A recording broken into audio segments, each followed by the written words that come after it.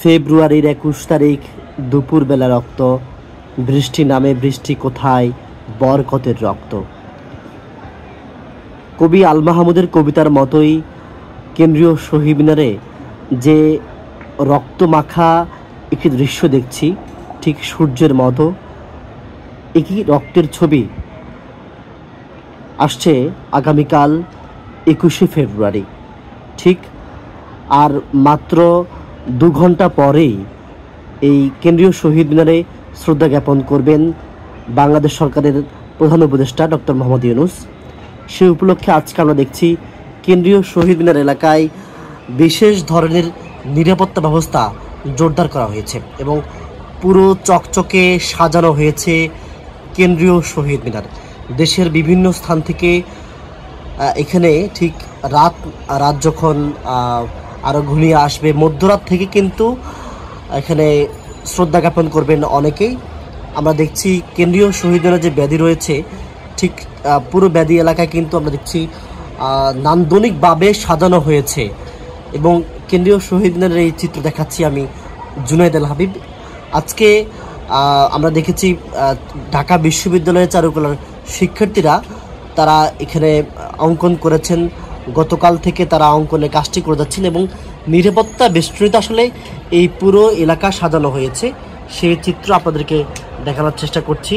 আমরা দেখছি আইন শৃঙ্খলা বাহিনীর সদস্যরা তারা কিন্তু এখানে মোতায়েন রয়েছেন, যেহেতু আগামীকাল একটি বিশেষ দিন, প্রধান উপদেষ্টা আসবেন, সেজন্য কিন্তু এখানে আইন শৃঙ্খলার যে বিষয়টি সেটি কিন্তু বেশ গুরুত্বের সঙ্গে নেওয়া হয়েছে। শহীদ থেকে ঢাকা বিশ্ববিদ্যালয়ের যে সড়কগুলো আমরা দেখতে পাচ্ছি, সেখানে কিন্তু আইন শৃঙ্খলা রক্ষা বাহিনীর বিশেষ নিরাপত্তা ব্যবস্থা জোরদার করা হয়েছে। আমরা আজকে এখানে দেখেছি সেনাবাহিনীর সদস্যদের দেখা গেছে, আইন শৃঙ্খলা রক্ষা বাহিনীর পুলিশ, র্যাব এবং বিশেষ করে গোয়েন্দা যে বাহিনীগুলো রয়েছে সেগুলোর তৎপরতা কিন্তু আজকে আমরা দেখতে পেয়েছি। এখানে আমরা যে চিত্র দেখতে পাচ্ছি, এখানে বিশেষ করে এখানে পুলিশের ব্যারিকেড আমরা দেখতে পাচ্ছি, বিভিন্ন স্থানে কিন্তু পুলিশ ব্যারিকেড দিয়েছে।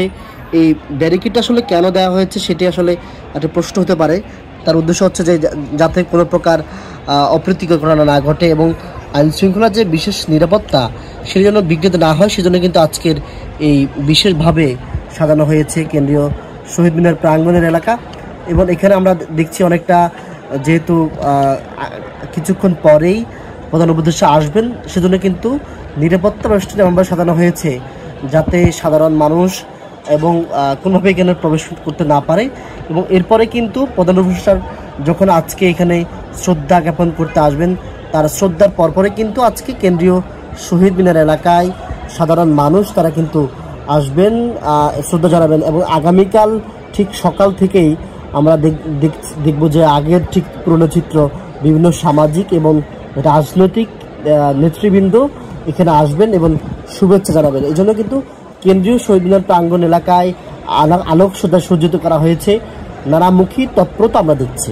এ ছিল আমার কাছে কেন্দ্রীয় শহীদ মিনার থেকে আজকের শহীদ মিনার প্রাঙ্গণের সাজানো এবং আগামীকালের ২১শে ফেব্রুয়ারি পালনের সর্বশেষ তথ্য।